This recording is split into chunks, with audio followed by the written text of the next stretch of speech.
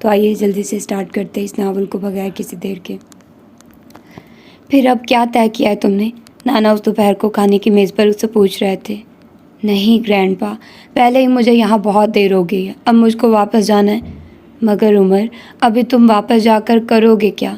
4-5 माह तक तुम्हारा रिजल्ट आएगा, ऐसा क्यों नहीं करते कि तब तक यहीं रहो? रहने में कोई हर्ज नहीं है, मगर पापा के साथ यही तय हुआ था कि पेपर्स देने के बाद वापस आ जाऊंगा और इंटरव्यू की तैयारी वहीं करूंगा। मगर यहाँ तुमको ज़्यादा आसानी होगी। आसानी की तो खैर कोई बात नहीं है, मेरे लिए दोनों जगह पर एक ही बात है, मगर अब पापा ने कहा था तो जाहिर है मेरे लिए ज़रूरी है वापस चले जाना। नानू ने पहली बार गुफ्तगू में हिस्सा लेते हुए कहा। जहांगीर से मैं खुद बात कर लूँगी, उसको क्या एतराज़ हो सकता है, मगर तुम फ़िलहाल यही रहो। नहीं ग्रैनी, मुझे खुद भी वहाँ कुछ काम निपटाने हैं, इसलिए मुझको जाना होगा, उसने एक बार फिर इनकार करते हुए कहा। भाई तुम्हें इतना प्रॉब्लम किस बात का है? प्रॉब्लम कोई नहीं है ग्रैनी, बस मैं अब कुछ हुक्ता आ गया हूँ, एक ही जगह रहकर कुछ घूमना फिरना चाहता हूँ। तो यहाँ घूमो फिरे, तुमने पाकिस्तान में कुछ देखा ही नहीं। यहाँ घूमने के लिए क्या है ग्रैनी? बहुत कुछ है। नॉर्दर्न एरियाज़ की तरफ जाओगे तो हैरान रह जाओगे। क्यों, वहाँ ऐसा क्या है? तुम जाओगे तो पता चलेगा ना कि वहाँ क्या है। ग्रैनी, पहले तो आपने लाहौर की तारीफ़ों के अनबार लगाए थे, मगर लाहौर में ऐसी कोई बात नहीं है। अब नॉर्दर्न एरियाज़ की तारीफ़ कर रही हैं तो मुझे शक है कि वहाँ भी कुछ नहीं होगा। तुम मालूम जब्बा जाओगे तो तुम्हें पता चलेगा कि मैं सच कह रही थी या झूठ। इसके अलावा भोरबंद देखना, सवात और गिलगित चले जाना, तुम वहाँ बहुत एंजॉय करोगे। नानू ने पूरा प्लान सामने रख दिया। अच्छा सोचूंगा, उसने टालने की कोशिश करते हुए कहा। ग्रैनी, अकेला मैं कैसे जाऊँ? आपको पता है मैं अकेला कुछ भी एंजॉय नहीं कर सकता। अकेला जाने की क्या ज़रूरत है, अपने दोस्तों और कज़न्स को साथ ले जाओ, उन्होंने फ़ौरन तजवीज़ पेश की। दोस्त और कज़न्स इतने फारिग कहाँ हैं कि मेरे साथ चल सके? मैं वलीद को फ़ोन कर दूँगी, वो तो फ़ौरन चल पड़ेगा तुम्हारे साथ। नानू ने उसे फ़ौरी तौर पर घेर लिया। अच्छा मैं पहले पापा से बात कर लूँ, उसने एक बार फिर जान छुड़ाने की कोशिश की। मैंने कहा ना, जहांगीर से मैं खुद बात कर लूँगी। यानी ग्रैनी, आप मुझको किसी तरह भी यहाँ से निकलने नहीं देंगी? उमर ने कुछ बेचारगी से कहा। तुम्हें चलो तो जाना ही है, फिर क्या है अगर कुछ अरसा यहाँ हमारे साथ गुजार ही लो। आप अभी तक तंग नहीं आई मुझसे? नहीं, तंग क्यों आऊँगी? नाना ने कुछ खफकी से कहा। बहुत खिदमतें करनी पड़ती हैं आपको मेरी, इसलिए पूछ रहा हूँ। नहीं, मुझे अच्छा लगता है, कम अज़ कम कोई मसरूफियत तो है ना। घर में रौनक है तुम्हारी वजह से, नाना ने प्यार से देखते हुए कहा। उमर चंद लम्हे उनके चेहरे को देखता रहा, फिर उसके चेहरे पर अजीब सी मुस्कुराहट नमूदार हुई और उसने ज़ेरे लब कुछ कहा। हेलो पापा, मैं उमर हूँ, कॉल मिलने पर उसने कहा। हाँ उमर, कैसे हो? मैं ठीक हूँ पापा, वो मुझे पूछना था कि आपने अभी तक मेरी सीट बुक नहीं करवाई, उसने पूछा। हाँ वो बस कुछ मसरूफियत थी, दूसरी तरफ जहांगीर माज ने ठहरे हुए लहजे में कहा। तो फिर कब सीट बुक करवा रहे हैं? इतनी जल्दी क्या है वापस आने की? उमर उनकी बात पर हैरान हुआ।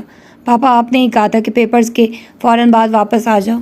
हाँ मगर अब मैं सोच रहा हूँ कि तुम अभी वहीं रहो। मगर क्यों पापा?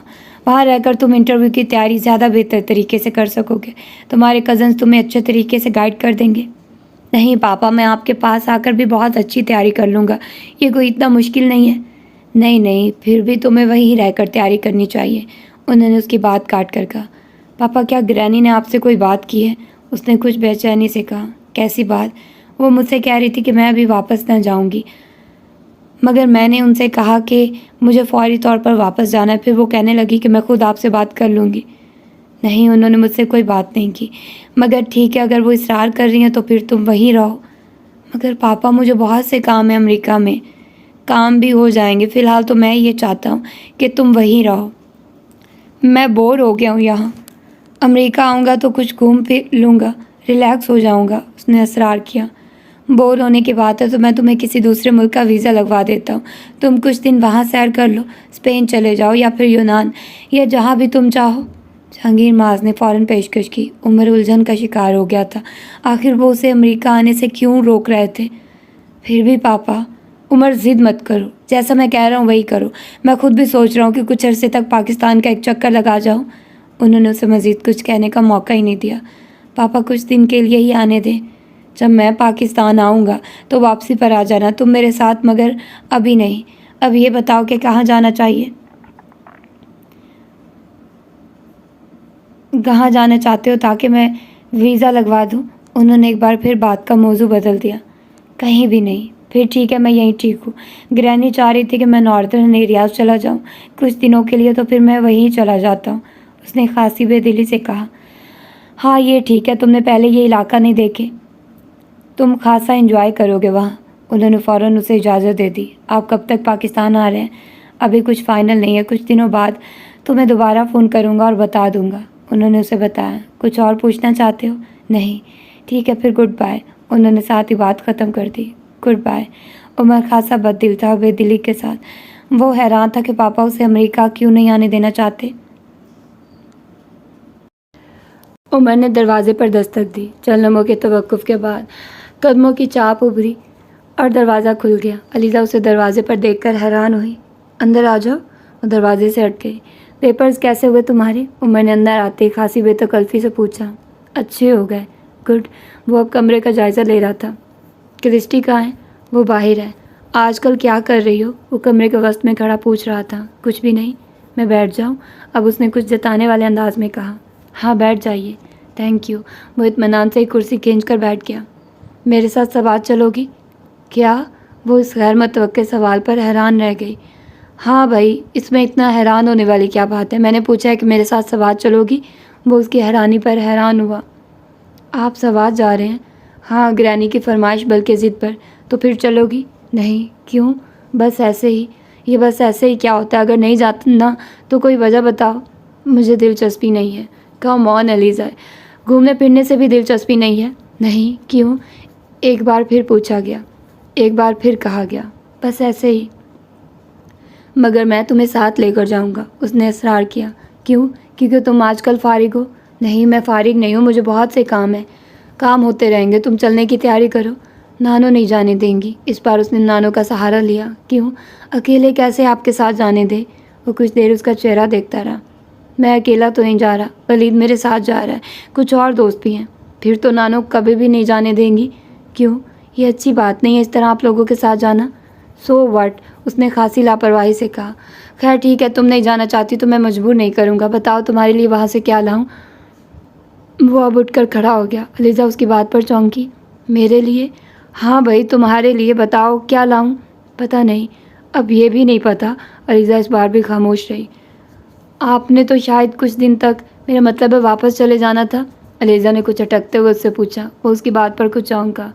ओह, यहाँ तो मेरे जाने का इंतज़ार हो रहा है। उमर ने कुछ अफसोस भरे अंदाज में कहा। अलीज़ा कुछ शर्मिंदा हो गई। हाँ जाना तो था, लेकिन बस पापा अभी बुलवाने पर तैयार नहीं है और ग्रैनी भेजने पर, इसलिए आपको कुछ और अरसा मुझे बर्दाश्त करना पड़ेगा अलीज़ा। अलीज़ा को कुछ मायूसी हुई। अब तो उसके पेपर्स भी हो चुके हैं, फिर अब ये क्यों नहीं जा रहा? उसने कुछ बेदिली से सोचा। उमर बड़े गौर से उसके चेहरे पर उभरने वाले तासुरात का जायज़ा ले रहा था। उसके चेहरे पर फैलने वाली मायूसी उसकी तेज़ नज़रों से पोशीदा नहीं रह सकी। तुम चाहती हो मैं चला जाऊँ? उसने अलीज़ा से पूछा। मैंने ये कब कहा? तुमने कहा नहीं, लेकिन आपने खुद ही कहा था कि आप पेपर्स के बाद वापस चले जाएंगे, इसलिए मैंने पूछ लिया। उसने उमर की बात काटते हुए कहा। वो उसकी बात के जवाब में कुछ देर खामोश रहा। अब यहाँ से जाता क्यों नहीं? वो अपने कमरे में उसकी मुस्तकिल मौजूदगी से तंग आ गई थी। कुछ दिन देर से सही, मगर मुझे यहाँ से चले जाना है। मैं यहाँ हमेशा रहने के लिए नहीं आया, मगर यहाँ से जाने के बाद मैं तुम्हें मिस करूँगा। वो एकदम संजीदा नज़र आने लगा था। अलीज़ा ने कुछ हैरानी से उसे देखा। तुम मिस करोगे मुझे? उसने एकदम अलीज़ा से पूछा। वो उसकी गैर मुतवक्के सवाल पर बस उसे देख कर रह गई। मैं शुक्र करूँगी कि तुम यहाँ से चले गए, उसने दिल में सोचा और जवाब में कहा। पता नहीं, मगर मुझे पता है तुम शुक्र करोगी कि मैं यहाँ से चला गया। एक लम्हे के लिए उसका दिल धड़कना भूल गया। क्या ये शख्स टेलीपैथी जानता है? उसने पग चेहरे के साथ उसे देखा, जो अब मुस्कुरा रहा था। नहीं, मुझे टेलीपैथी नहीं आती, मैं बस चेहरों को पढ़ लेता हूँ। वो एक बार फिर हैरान हुई। उमर जैसे उसकी हर सोच से आगाह था। वैसे अलीज़ा, तुम्हें क्या सब कज़न जितने ही बुरे लगते हैं? क्या मतलब?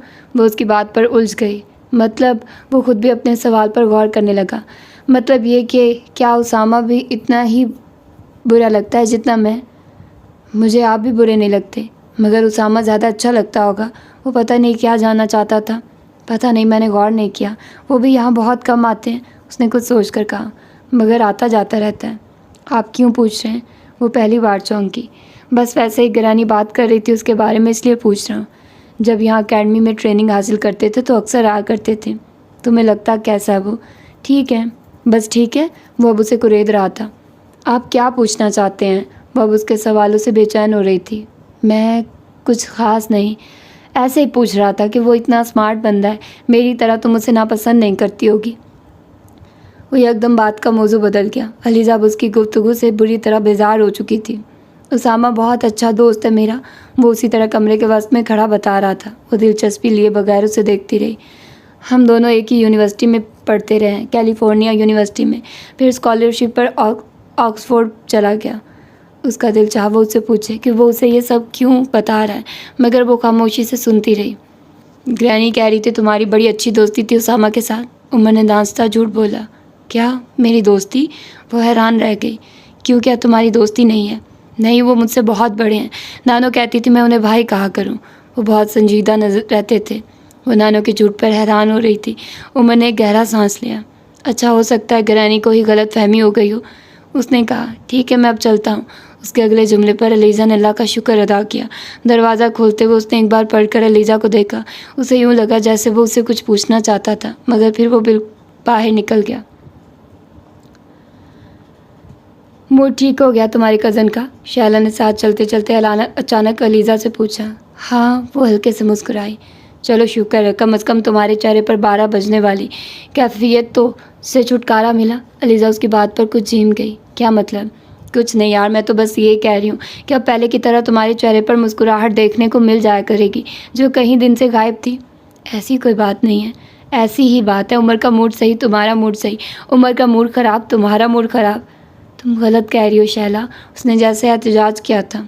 काश कि ये बात वाकई गलत होती, मगर ऐसा नहीं है अलीज़ा सिकंदर, आप मुझे धोखा नहीं दे सकती।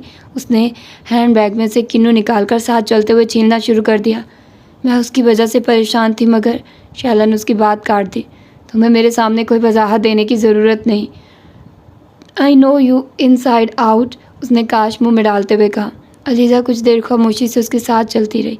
फिर उसने कुछ मध्यम आवाज़ में कहा, मेरी उसके साथ बहुत अच्छी अंडरस्टैंडिंग है। सिर्फ अंडरस्टैंडिंग होने से कोई किसी के लिए इस तरह परेशान नहीं होता। वो साफ कोई का हर अगला पिछला रिकॉर्ड तोड़ने पर तुली हुई थी। वो मेरा दोस्त है। नहीं, मामला दोस्ती की हदूद से आगे बढ़ चुका है। शैला ने कुछ तनक कर उसकी बात काट दी। तुम डरती क्यों हो ये मान लेने से कि तुम मुझसे मोहब्बत करती हो? ऐसा नहीं है, ऐसा ही है, बल्कि 100% ऐसा ही है। अच्छा ठीक है, फिर इससे क्या होता है? बहुत कुछ होता है अलीज़ा बीबी।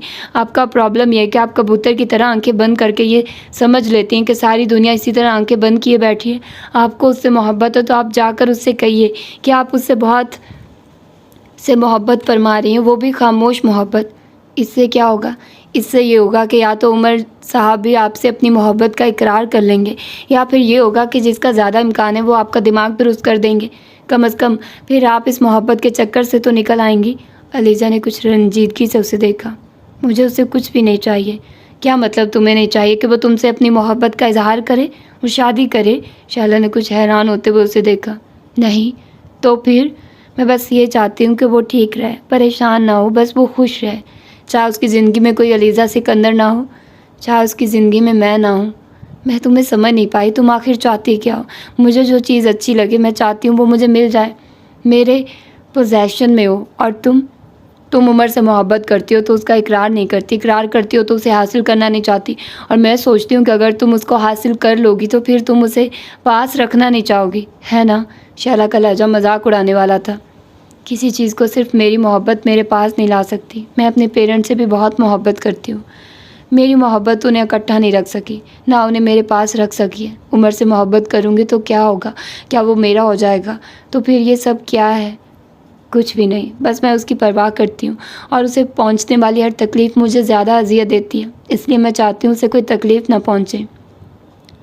हो सकता है उमर भी तुमसे मोहब्बत करता, वो भी तो तुम्हारी परवाह करता है। शैला ने बहुत नरमी से उससे कहा। हर जज्बा मोहब्बत नहीं होता, मगर मोहब्बत से जज्बे बल आखिर मोहब्बत पर ही ख़त्म होते हैं। नहीं, वो मुझसे मोहब्बत नहीं करता, वो मुझसे हमदर्दी करता है। Come on Aliza. हाँ, मैं ठीक कह रही हूँ शैला, वो मुझसे सिर्फ हमदर्दी करता है। जिससे हमदर्दी हो उससे मोहब्बत नहीं होती। शैला उसकी बात पर कुछ बिगड़ गई। क्या मतलब है आपका अलीज़ा बीबी? वो फाइनल ईयर का अफान महमूद जो हर तीसरे दिन दान निकालता हुआ आ जाता है। मिस अलीज़ा, आपको कोई नोट्स वगैरह तो नहीं चाहिए? या फिर वो फाइन आर्ट्स डिपार्टमेंट का कासिम मजीद जो अपना हर स्केच पकड़े आपके पास सलाह के लिए मौजूद होता है, ये जानने के बावजूद कि आपका उसके डिपार्टमेंट से कोई ताल्लुक़ नहीं है? नहीं, मेरा ख्याल है हमदर्दी तुमसे बलाल वहीद करता है जो हर बार तुम्हें देखते ही शुरू हो जाता है। मिस अलीज़ा, आप बहुत कमज़ोर हो गई हैं, कुछ खाया पिया करें। बल्कि आइए मैं आपको चाय पिलवाता हूँ। इतने हमदर्दी करने वाले मेरे पास होते ना तो मैं अब तक किसी इलेक्शन में हिस्सा ले चुकी होती। वो अब अलीज़ा को हंसाने की कोशिश कर रही थी, मगर अलीज़ा के चेहरे पर मुस्कुराहट नहीं उभरी। हर बात मजाक नहीं होती शैला, मगर कुछ बातें मजाक होती हैं, और जिस बात पर हंसी है उस पर हंस लेना चाहिए। जैसे तुम्हारे इस फार्मूले पर कि उमर तुमसे हमदर्दी करता है। ये फार्मूला नहीं है, हकीकत है। तुम ज़िंदगी को और दूसरे लोगों को जिस जाविये से देखने की कोशिश करती हो वो जाविया आप बदल दो। शैला एकदम संजीदा हो गई। तुम में इतनी खूबियाँ हैं अलीज़ा कि उन पर किताब लिखी जा सकती है, मगर तुम खुद अपनी अहमियत को मानने पर तैयार नहीं। शैला, तुम मेरी बात नहीं कर रही थी, हम किसी और मौजू पर बात कर रहे थे। अपने बारे में बात करने से क्यों डरती हो? मैं डरती नहीं हूँ, बस मैं अलीज़ा, तुम्हारे लिए जो चंद चीज़ें अहम है ना, उनमें से एक उमर जहांगीर भी है और हमेशा रहेगा। तुम लाख कहो कि तुम्हें उसे पाना नहीं चाहती, मगर तुम्हें उसकी ख्वाहिश है। मुझे ख्वाहिश नहीं है, तो फिर हर वक्त उमर की बातें क्यों करती रहती हो? इस फाइल को खोलो और देखो कहाँ कहाँ तुमने एक चेहरा स्केच किया हुआ है, कितनी बार उसका नाम लिखा हुआ है, और तुम कहती हो तुम्हें उसकी ख्वाहिश नहीं है। किसको फ़रेब देना चाहती हो? मुझे, अपने आप को, या सारी दुनिया को? मैं कभी उससे ये नहीं कह सकती कि मुझे उसने अपना जुमला अधूरा छोड़ दिया कि तुम्हें उससे मोहब्बत है। शैला ने उसकी बात मुकम्मल की। आखिर क्यों? मुझे खौफ आता है। किस बात से? अगर उसने ये कह दिया कि उसे मुझसे मोहब्बत नहीं है तो मैं कभी दोबारा उसके सामने नहीं जा सकूँगी। उसके लहजे में इतनी बेबसी थी कि शैला को उस पर तरस आ गया। आओ क्लास में चलें, पीरियड शुरू होने वाला है। बात का मौजू यकदम बदलते हुए वो उसका हाथ पकड़कर तेज़ी से चल पड़ी। कुछ देर और वहाँ खड़ी रहती तो अलीज़ा की आंखों में उमड़ती हुई नमी बरसना शुरू हो जाती। वो उसे बहुत अच्छी तरह जानती थी। तुमने रिज़ल्ट देखा है अपना? उमर ने नानो को बुलंद आवाज़ में कहते सुना। उनकी आवाज़ में बेतहाशा गुस्सा था। वो लाउंज के दरवाजे में ही रुक गया। अंदर जाने से पहले उसने सूरत हाल समझने की कोशिश की। अपना बैग उसने उतार कर रख दिया। इस तरह ए लेवल्स किस तरह क्लियर करोगी? 2 सब्जेक्ट्स में फ़ेल हो। छुट्टियों में क्या करती रही हो तुम? नानो वाकई बहुत गुस्से में थी जब अलीज़ा सोफ़े के एक कोने में खामोशी से बैठी हुई थी। मैं आइंदा ज़्यादा मेहनत करूँगी। कौन सी मेहनत? ये वाली मेहनत जो तुमने इस बार की है। मेरी समझ में नहीं आता कि पेपर्स करते हुए तुम्हारा ध्यान कहाँ होता है। तुम्हारे नाना ये कार्ड देखेंगे तो जानती हो कितने नाराज़ होंगे। नानो, मैंने बहुत मेहनत की थी, मगर पता नहीं फिर भी। उसने कुछ दिल बर्दाश्त होकर कहा। मुझसे झूठ बोलने की कोशिश मत करो। तुमने मेहनत की होती तो इस कार्ड में नज़र आ रही होती, मगर तुम्हें स्टडीज़ में दिलचस्पी ही कहाँ है? सारा दिन तुम क्रिस्टी को उठाए फिरती रहती हो। उससे फारिग होती हो तो ड्राइंग और पेंटिंग में वक्त बर्बाद करने लगती हो। नानो, मैंने हमेशा अच्छे मार्क्स लिए हैं, सिर्फ इस बार वो अब रुहान सी हो गई। क्या इस बार क्या हुआ? कौन सी क़यामत टूट पड़ी है? तुम्हारा कार्ड इस काबिल है कि किसी को दिखाया जाए? जो भी देखेगा कहेगा शायद मैं तुम पर तवज्जो नहीं देती, वरना तुम इस तरह का रिजल्ट तो कभी ना दिखाती। उन्होंने गुस्से में हाथ में पकड़ा हुआ कार्ड अलीज़ा की तरफ उछाल दिया। कार्ड उससे टकराता हुआ कलीन पर जा गिरा। उमर ने उससे ज़्यादा देर वहाँ खड़े रहना बेकार समझा था। हेलो ग्रैनी, वो बड़े खुशगवार अंदाज में कहता हुआ लाउंज में दाखिल हुआ। उमर, तुम इतना अचानक आ गए हो? नानो ने कुछ हैरान होते हुए उससे पूछा। बहुत अचानक तो नहीं, मगर बहरहाल आ गया हूँ, उमर ने जवाब देते हुए अलीज़ा को देखा जो आस्तीन से आंखें पूंछते हुए कार्ड उठा रही थी। मगर तुम्हें तो अभी कुछ दिन और रहना था सवात में। नानो अब भी मुतमईन नहीं थी। हाँ, रहना तो था, मगर बस अचानक ही मूड बदल गया। आप अलीज़ा को क्यों डांट रही थी? वो अपना सामान रखकर सोफे पर बैठ गया। आने से पहले इत्तला दे देते तो मैं ड्राइवर को एयरपोर्ट भिजवा देती। नानो ने उसकी बात का जवाब देने के बजाय मज़ीद शिकवा किया था। मगर मैं तो बाय रोड आया हूँ, कोस्टर पर। क्या कोस्टर पर? खामखा की बेवकूफ़ी, नानो बुड़बुड़ाई थी। ग्रैनी से बेवकूफ़ी नहीं, एडवेंचर कहते हैं। उसका इत्मीनान बरकरार था। यहाँ तक सही सलामत पहुँच गए हो ना, इसलिए इसे एडवेंचर कह रहे हो?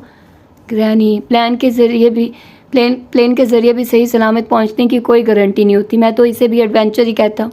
मगर आप मुझे ये बताइए कि अलीज़ा को क्यों डांट रही थी? उसने किन अखियों से सर झुकाए बैठी अलीज़ा को देखते हुए कहा, फर्स्ट टर्म का रिजल्ट आ गया इसका और बुरी तरह फेल है। नानो के चेहरे पर एक बार फिर खफकी झलकने लगी। उमर ने अलीज़ा की गर्दन को मज़ीद झुकते हुए देखा, फिर उसी इत्मीनान के साथ वो दोबारा ग्रैनी की तरफ मुतवज्जो हो गया। बस इतनी सी बात है, मैं समझा पता नहीं क्या क़यामत आ गई है। वैसे ग्रैनी फेल तो बस फेल होता है, अगर वो बुरी तरह से फेल है तो क्या कोई अच्छी तरह से फेल भी होता है? फजूल बातें मत करो उमर, तुम्हें पता है ये 2 सब्जेक्ट्स में फ़ेल है। अलीज़ा का दिल चाहा ज़मीन फटे और वो उसमें समा जाए। Really I don't believe it, सच मुझे यकीन नहीं आता। उमर ने हैरानी की भरपूर अदाकारी करते हुए अलीज़ा को देखा। इसमें यकीन आने वाली कौन सी बात है? कार्ड देख लो इसका। नानो उसकी बात को ठीक तरह नहीं समझ सकी थी, मगर उमर की अगली हरकत ने उन्हें चंद सेकंड में सब कुछ समझा दिया।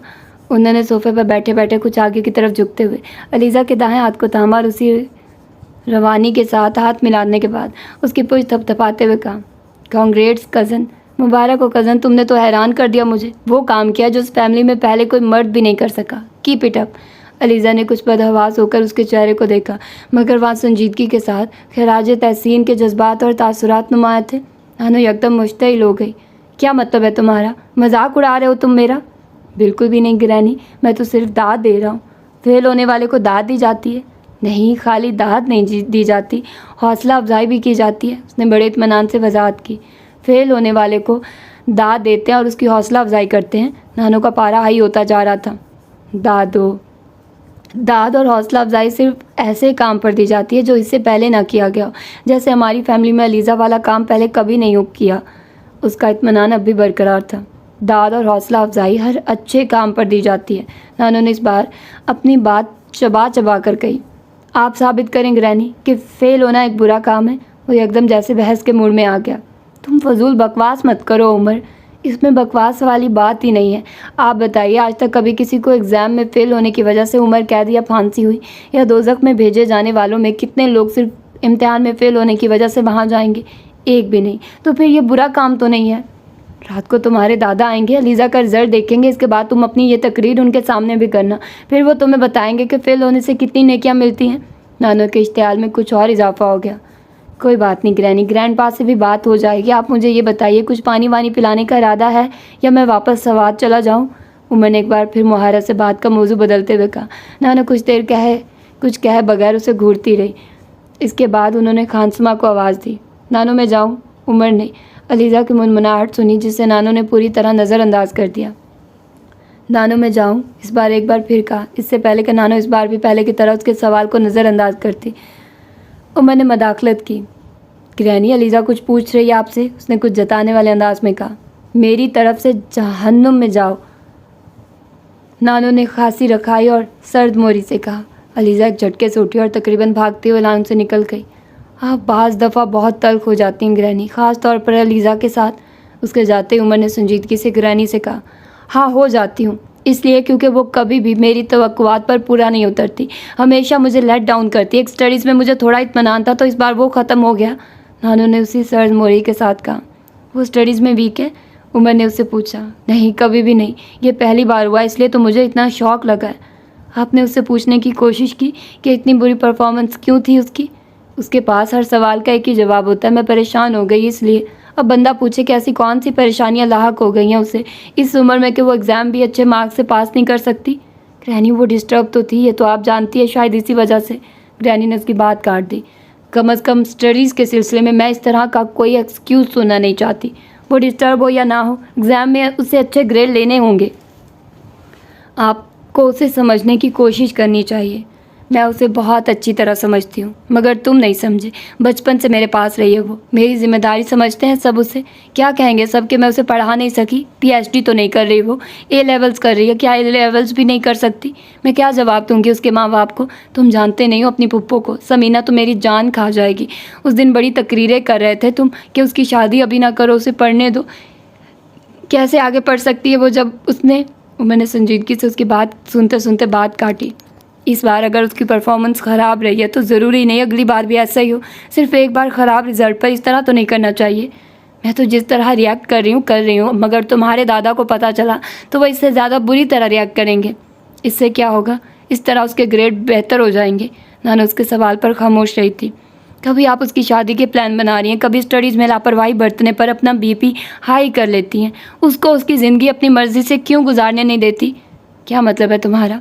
नानो के माथे पर बल पड़ गया। मेरा मतलब बिल्कुल साफ है, उस पर अपनी मर्ज़ी मत ठोंसिए। हर बात में मदाखलत ना करें। हर बात में मदाखलत ना करूं। वो जो करना चाहती है उसे करने दूँ। फेल होती है फेल होने दूँ। खुद को तबाह करती है तो खुद को तबाह करने दूँ। नानो ने तंजिया अंदाज में कहा। कोई खुद को तबाह नहीं करेगी, वो इतनी बेवकूफ़ नहीं है, मगर उसको अपनी मर्ज़ी से ज़िंदगी गुजारने दे।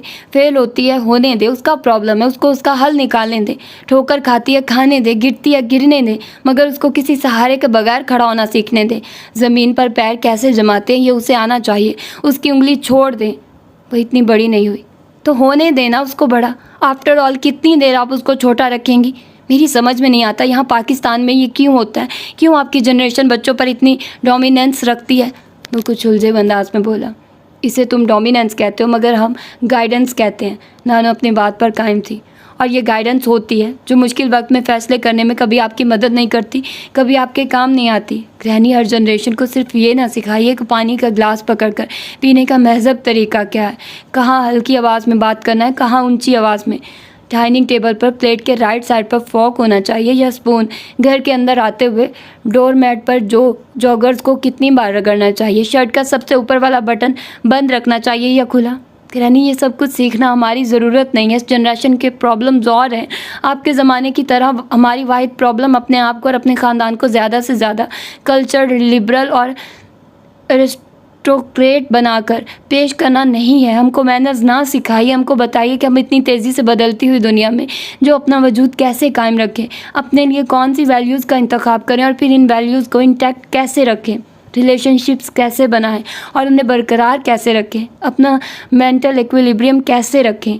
जब स्ट्रेस हो तो उससे कैसे छुटकारा पाएं, जब डिप्रेशन हो तो उससे किस तरह निजात हासिल करें, अपनी तन्हाई का इलाज किस चीज़ से करें। इन सब चीज़ों के बारे में बताइए, उनके बारे में गाइडेंस दें।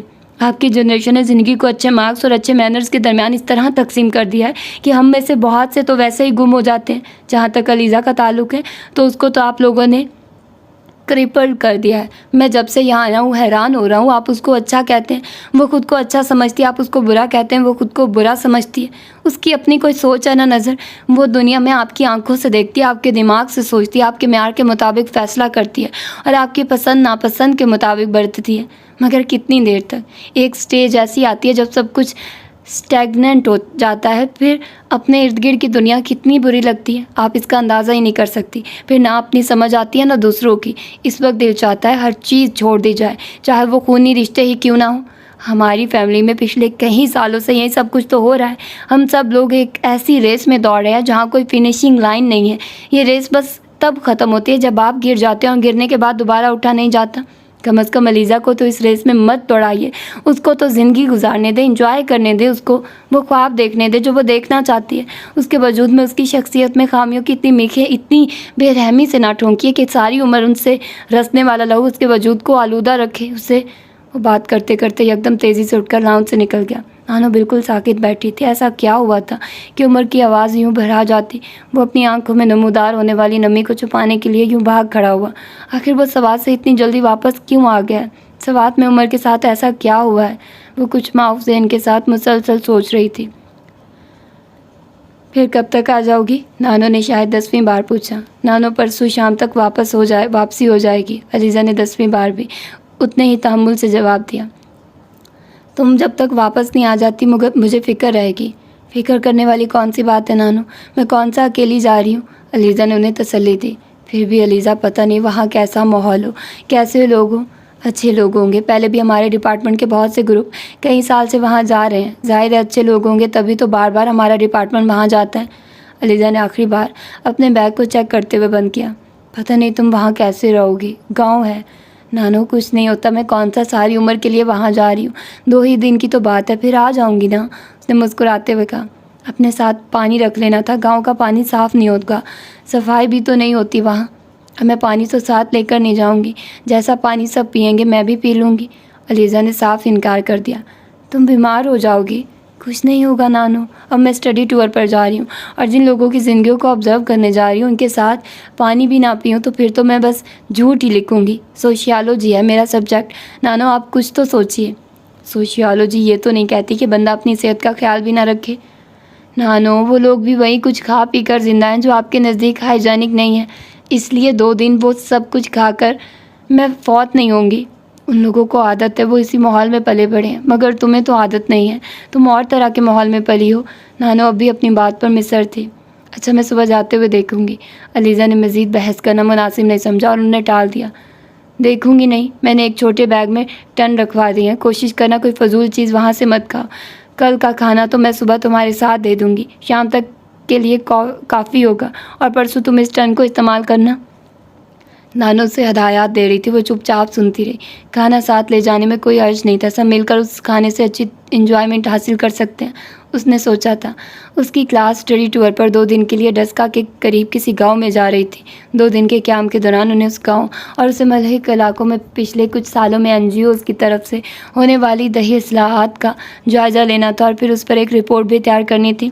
अलीज़ा उस टूर की इत्तला पर सबसे ज़्यादा एक्साइटेड थी। उसे पहली बार किसी गांव में जाने का मौका मिला और ना सिर्फ वहां जाने का मौका मिला था बल्कि वहां रहने का भी मौका मिल रहा था। इससे पहले होने वाले तमाम स्टडी टूर किसी न किसी तरह लाहौर उसके गर्दोनवाह तक ही महदूद रहे थे। पहली बार ऐसा हुआ था कि वो लोग इतनी दूर जा रहे थे। गाँव में उनके क्याम का बंदोबस्त वहाँ के कुछ ज़मींदार घरानों में किया गया था। नानो ने बहुत आसानी से उसे जाने की इजाज़त नहीं दी थी, लेकिन बहरहाल दे दी थी और अलीज़ा के लिए इतना ही काफ़ी था। और अब सुबह सवेरे उसे यूनिवर्सिटी से अपने सफ़र का आगाज़ करना था और रात को वो अपनी पैकिंग कर रही थी जब नानो ने उसके सर पर खड़े होकर हदायत देनी शुरू कर दी। खाने की मेज़ पर नानो ने ये खबर उमर को भी दी। वो सालन के डोंगे में से सालन निकालते निकालते रुक गया। क्यों अलीज़ा, गाँव में क्या करोगे तुम लोग? थोड़ी बहुत रिसर्च करेंगे। जा कहाँ रहे हो? अलीज़ा ने उसे गाँव का नाम बताया। किस चीज़ के बारे में रिसर्च करनी है? वो बहुत मुतजस्सिस नज़र आ रहा था। वहाँ पिछले कुछ सालों से चंद NGOs काफ़ी काम कर रही हैं। सोशल डेवलपमेंट और दही इस्लाहात के हवाले से इन्हीं के काम का जायज़ा लेना था, उनका तरीक़ाकार और इतनी कामयाबी से वहाँ कैसे काम कर रही हैं। उसने बड़ी संजीदगी से बताना शुरू किया, मगर उसके जवाब पर उमर का रद्द-ए-अमल हैरत अंगेज़ था। वो बेख्तियार कहका लगाकर हंसने लगा और फिर काफ़ी देर तक हंसता ही रहा। अलीज़ा कुछ शर्मिंदा हो गई, उसे अपनी हद तक का एहसास हुआ था। क्या हुआ उमर, हंस क्यों रहे हो? नानो ने भी कुछ हैरान होकर उमर को देखा, जिसका चेहरा अब सुर्ख हो रहा था। फिर अचानक उसने खुद पर काबू पाते हुए पानी का गिलास हाथ में ले लिया। पानी के चंद घूंट लेने के बाद उसने अलीज़ा से कहा, तो आप वहाँ इन चीज़ों पर रिसर्च करने जा रही हैं? अलीज़ा ने कोई जवाब नहीं दिया। वो चेहरे पर खफकी के तासुरात के लिए खाना खाने में मसरूफ़ रही। उमर उसकी खफकी को जैसे भांप गया था। ये जो तुम लोगों का डिपार्टमेंट वहाँ स्टडी टूर के लिए जा रहा है, ये खुद से जा रहा है या किसी इनविटेशन पर? अलीज़ा ने चौंक कर उसे देखा। मेरा मतलब है कोई स्पॉन्सर कर रहा है इस टूर को? उसने वजाहत की। हाँ, वहाँ काम करने वाली एक NGO, अलीज़ा ने मुख्तसरन जवाब दिया और उमर ने उसका जवाब सुनकर बड़ी रवानी और इत्मीनान के साथ उस NGO का नाम दोहरा दिया। अलीज़ा हैरान रह गई। आप कैसे जानते हैं कि हमें इस NGO ने स्पॉन्सर किया है? बस हमारे भी कुछ सोर्सेज हैं। वो अब इत्मीनान से चावल खाने में मसरूफ़ हो गया। आप हंसे क्यों थे? इस बार अलीज़ा ने उससे कुछ कड़वे तेवरों से पूछा। उमर एक बार फिर मुस्कुराया। बस ऐसे ही। वो तुम कह रही थी NGO की कामयाबी और तरीका, वो सोशल डेवलपमेंट। हाँ, और वो दही इस्लाहात, तो बस मुझे हंसी आ गई। इसमें हंसने वाली तो कोई बात नहीं है। अलीज़ा कुछ बरहम हो गई। अगर बंदा एक चीज़ पर रिसर्च करने जा रहा हो जिसका कोई वजूद ही नहीं, तो फिर मेरे जैसे बंदे को तो हंसी आएगी। क्या मतलब? अलीज़ा बीबी, वहाँ जाकर अपना वक्त ज़ाया मत करें। हमसे पूछिए, सारी इन्फॉर्मेशन आपको घर बैठे दे देंगे। आप बस हुक्म करें। उसकी मुस्कुराहट बेहद मायनी खेज थी। मेरी समझ में नहीं आ रहा कि आप क्या कह रहे हैं। वो उलझ गई। NGO वहाँ इस किस्म का कोई काम नहीं कर रही हैं जिसके बारे में आप अभी ऐलान फरमा रही थी। ये सारी NGOs डोनर एजेंसीज़ के रुपए के बलबूते पर चलती हैं और ये डोनर एजेंसीज़ यूरोपियन होती हैं या अमेरिकन, और इन्हें उनकी गवर्नमेंट पैसे देती है। आपका क्या ख्याल है कि अमेरिका या यूरोप यहाँ दही इस्लाहात पर अपना रुपया ज़ाया करेंगे? अलीज़ा बीबी, जिस मुल्क की 70% आबादी देहात में रहती हो, वहाँ दही इस्लाहात का मतलब है कि आपने उस मुल्क की इकॉनमी को सही डायरेक्शन दी और तरक्की के लिए एक संग बुनियाद रख दिया। कौन सा मुल्क इतना अहमक होगा कि वो अपना रुपया दूसरे मुल्क की तरक्की या बकौल आपके दही इस्लाहात पर लगाए। वहाँ एनजीओज़ ऐसा कुछ भी नहीं कर रही, वो कुछ और कर रही हैं। वो अपनी प्लेट में कुछ और चावल निकालते हुए कहता जा रहा था, ये कैसे हो सकता है? पिछले कई साल से हमारे हेड ऑफ़ डिपार्टमेंट वहाँ हमारे डिपार्टमेंट के भिजवाते रहे और वो सब लोग वही सब कुछ लिखते रहे जो मैं बता रही हूँ। और फिर इंटरनेशनल मीडिया भी तो काफ़ी अरसे से वहाँ एनजीओज़ की कार्यकर्दगी पर लिखता रहा है। मीडिया को धोखा कैसे दिया जा सकता है? उमर ने खाना खाते हुए अचानक सर उठाकर अलीज़ा के सामने अपने हाथ की 2 उंगलियाँ उठा दी। ये कितनी उंगलियाँ अलीज़ा? बड़ी मुलायमत से उससे पूछा गया। वो इस सवाल पर गड़बड़ा गई। उसके चेहरे से अंदाज़ा नहीं कर पाई कि वो संजीदा था या मजाक कर रहा था। 2 बेख्तियार उसके मुंह से निकला। गुड, ये 2 उंगलियां जो आपको 2 नज़र आती हैं, ये इसलिए 2 हैं क्योंकि मैंने आपको 2 ही उंगलियां दिखाई हैं, 3 या 4 नहीं। लेकिन 2 उंगलियां नज़र आने का मतलब ये तो नहीं है कि मेरे हाथ में बाकी 3 उंगलियां नहीं हैं, मगर इन 3 उंगलियों को मैं ज़रूरत के वक्त दिखाऊँगा। अलीज़ा उलझी हुई नज़रों से उसे देखने लगी। आपके हेड ऑफ़ डिपार्टमेंट एक बहुत बड़े उल्लू हैं। नहीं, शायद ये कहना ज़्यादा मुनासिब होगा कि वो हम लोगों के नज़दीक उल्लू हो सकते हैं। हो सकता है वो इन मामलात में खासी समझदारी का मुजाहरा कर रहे हों। वो पुरसोच अंदाज में कह रहा था। क्या मतलब?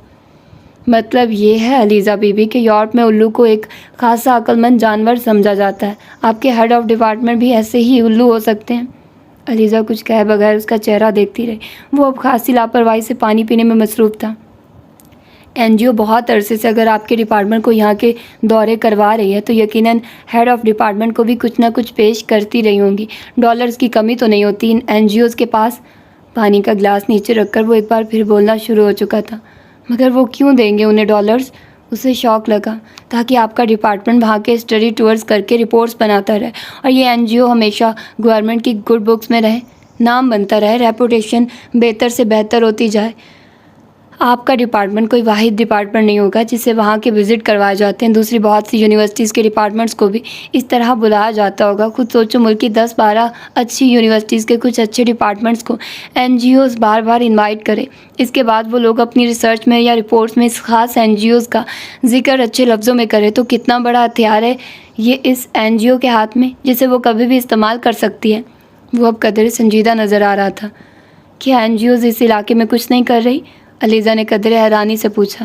नहीं, वो कर रही हैं अपना काम, वो बड़ी मुस्तैदी से कर रही हैं, मगर वो काम बहरहाल इन कामों में शामिल नहीं है जिनका जिक्र थोड़ी देर पहले आप कर रही थी। ये लोग वहाँ पिछले कई सालों से कुछ डेटा इकट्ठा करने में मसरूफ़ थे, बल्कि कर चुके हैं। कैसा डेटा? ये जो इलाका है डस्का, सियालकोट, नारोवाल और इसके इर्द गिर्द के सारे देहात, ये पिछले बहुत से सालों से बैनुल-अक़वामी तौर पर बहुत मशहूर हो रहे हैं और उन पर ख़ास नज़र रखी जा रही है। क्यों नज़र रखी जा रही है? इसकी बहुत सी वजूहात हैं। ये इलाके मशहूर स्पोर्ट्स गुड्स की वजह से हैं। सर्जिकल इंस्ट्रूमेंट्स का काम भी होता है, मगर असल वजह शोहरत स्पोर्ट्स गुड्स ही है। और स्पोर्ट्स गुड्स में भी फ़ुटबॉल। इस वक्त यूरोप, अमेरिका में इस्तेमाल होने वाली 80% फ़ुटबॉल इसी इलाके से आता है। वो बड़ी संजीदगी से उसे तफसीलात बता रहा था। चंद लम्हे पहले वाली मुस्कुराहट उसके चेहरे से गायब हो चुकी थी। लेकिन ये फ़ुटबॉल एडिडीज़ के स्टैम्प के साथ पूरी दुनिया में सप्लाई कर दिया जाता है। इस इलाके में जो फुटबॉल सैनिट्स में तैयार होता है वो इंटरनेशनल मार्केट में डॉलर्स में बिकता है। अलीज़ा की दिलचस्पी ख़त्म होती जा रही थी। मगर इस सारे मामले का एनजीओज़ के साथ क्या ताल्लुक़ है? उमर ने अपनी बात जारी रखी। अब ये सारा फ़ुटबॉल वहाँ की फैक्ट्रीज़ में तैयार नहीं होता। अजीब बात है, लेकिन 90% फ़ुटबॉल वहाँ के दही एरिया में तैयार होता है। गांव में छोटे छोटे घरों में औरतें और ख़ास तौर पर बच्चे तैयार करते हैं। वहाँ से ये फ़ुटबॉल फैक्ट्रीज़ में जाता है, उन फैक्ट्रीज़ में जिन्होंने वेंचर ज्वाइन किया होता है मल्टीनेशनल कंपनीज़ के साथ, और अब तक वो वहाँ पर इन कंपनीज़ का होल्ड था जिनका ताल्लुक़ अमेरिका से है। मगर कुछ अरसे पहले वहाँ कुछ जापानी कंपनीज़ ने भी जॉइंट वेंचर्स करना शुरू कर दिए हैं और अब सूरत हाल ये हो चुकी है कि वहाँ फ़ुटबॉल के हवाले से 2 बड़े हरीफ हैं। एक वो फर्म जिसका एडिडास के साथ वेंचर है और दूसरी वो जिसका जापानी कंपनी के साथ वेंचर है। इस दूसरी कंपनी ने एडिडास के बिज़नेस को खासा नुकसान पहुंचाया। इन लोगों ने बहुत सी प्रोफेशनली काम करते हुए उन दही इलाके के काफ़ी अंदर तक रसाई हासिल की और वो औरतें, वो बच्चे जो पहले घरों में काम करते थे, उन्होंने बाकायदा उन्हें मुलाजिम रखा और अपनी फैक्ट्रीज़ तक लाना शुरू कर दिया। फिर वर्कर्स के लिए फैसिलिटीज़ की भरमार कर दी। नतीजा ये हुआ कि वहाँ अच्छे वर्कर्स ने उस नई फर्म के लिए काम करना शुरू कर दिया और एलईडीज़ को एक ज़बरदस्त झटका लगा फुटबॉल के बिजनेस के हवाले से, क्योंकि उनके लिए काम करने वालों की तादाद में कमी हो गई। और दूसरी तरफ जिस फुटबॉल की स्टिचिंग 7-8 रुपए में होती थी, वो एकदम 11-12 रुपए में पड़ने लगा, क्योंकि वर्कर्स ने ज़्यादा रुपया मांगना शुरू कर दिया। दूसरी तरफ ये भी हुआ कि अमेरिका में फ़ुटबॉल का वर्ल्ड कप होने वाला है, फिर ओलंपिक्स भी आ रहे हैं, इसलिए वहाँ इस वक्त फ़ुटबॉल की बहुत डिमांड है और बहुत महंगी बिक रही है। तो फ़ुटबॉल की मार्केट में अमेरिकी कंपनीज़ का हिस्सा कुछ कम हो गया। पहले जो फ़ुटबॉल सिर्फ अमेरिकन लेबल के साथ बिक रहा था, वो जापानी लेबल के साथ बिकने लगा। तीसरी तरफ यूरोप था, जिसकी मार्केट में अमेरिकी और जापानी लेबल्स ने अफरा तफरी मचाई हुई है। कम अज़ कम फ़ुटबॉल के हवाले से अब इस सूरत हाल पर काबू पाने के लिए हर एक ने अपने हथकंडे इस्तेमाल करने शुरू किए